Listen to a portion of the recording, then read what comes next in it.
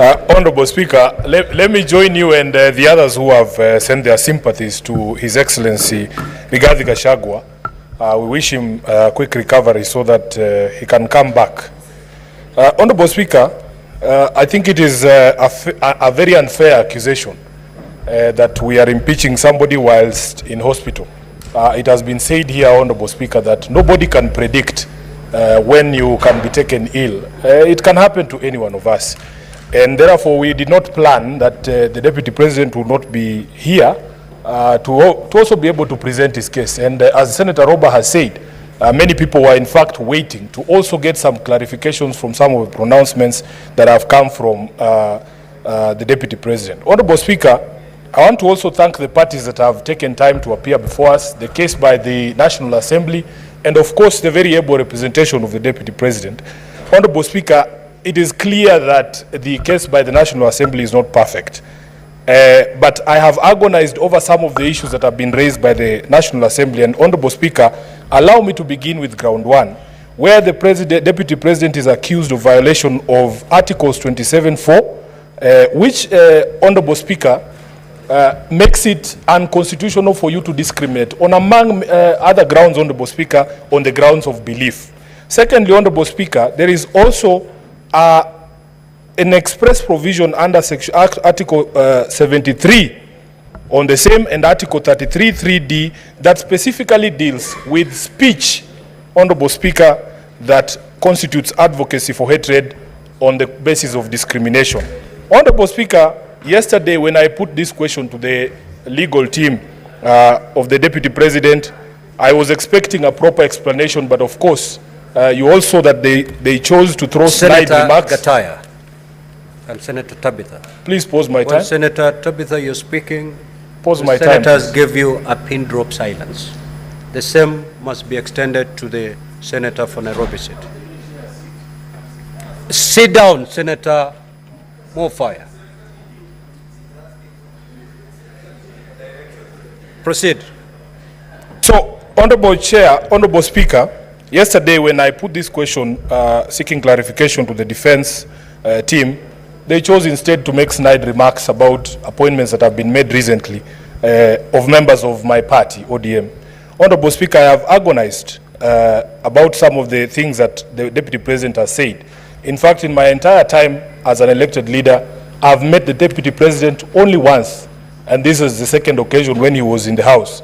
And both of them, honestly, were very sad events. The first one was a funeral, and these proceedings can also be likened to a political death if the House decides to impeach him. But, Honorable Speaker, on that occasion, I did tell him to his face my position on some of the utterances that have come from him, that in fact, I strongly objected to those pronouncements. His legal team sought to hide behind these coalition agreements.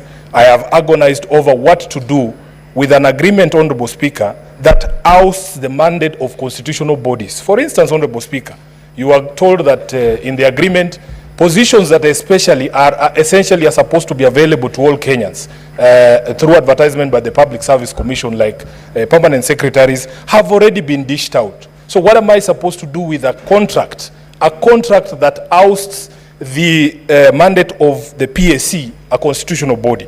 What am I supposed to do with a contract that ousts the mandate of this House, Honorable Speaker? For instance, to vote for the person who sits in the chair that you sit in.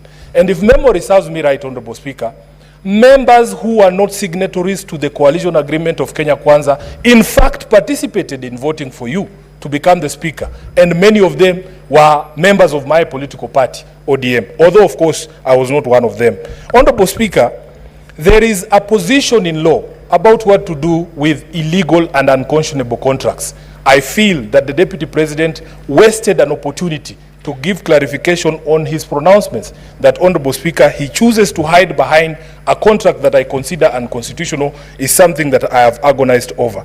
Honorable Speaker, one of the questions that was posed to him is what, I remember a discussion about which is what are the strongholds of ANC and Ford Kenya. And somebody said that it is Western Kenya. Honorable Speaker, as SG of ODM, I know for a fact that Busia County is an ODM county. In fact, if you look at the statistics at the Register of Political Parties, the county with the highest membership in ODM is not Homa Bay or Siaya. It is actually Busia County. So the question I'm being asked by my members from Busia is, Honorable Speaker, if a member of ODM who resides in Busia wanted to be a permanent secretary, does he take his application to the local Ford Kenya office so that he can access the 30% for Western Kenya? And that is the agony, Honorable Speaker, that people are going through. Honorable Speaker, there was also the conversation around the public attacks on a judge. As a lawyer, as an advocate of the High Court, sworn to defend the Constitution, I agonize over what I'm supposed to do with public attacks on judicial officers, Honorable Speaker, people that I appear before seeking justice for my clients. Honorable Speaker, we have a discussion around also attacks on intelligence institutions in our country and the Director General of the Intelligence. Honorable Speaker, it was argued here that in fact, as a member of the National Security Council, the Deputy Speaker has a forum, the Deputy President has a forum to bring. Senator Karen Nyamu.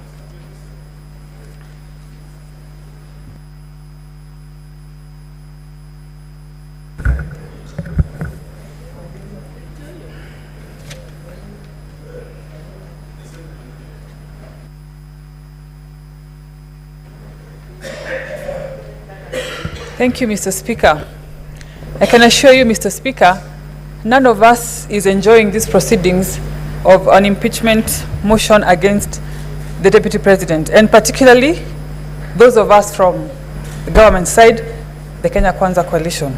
And for obvious reasons, Mr. Speaker, because he has been our leader, we have been in the trenches with him, fighting for this government, and so it has come to this, and I can assure you we are not particularly very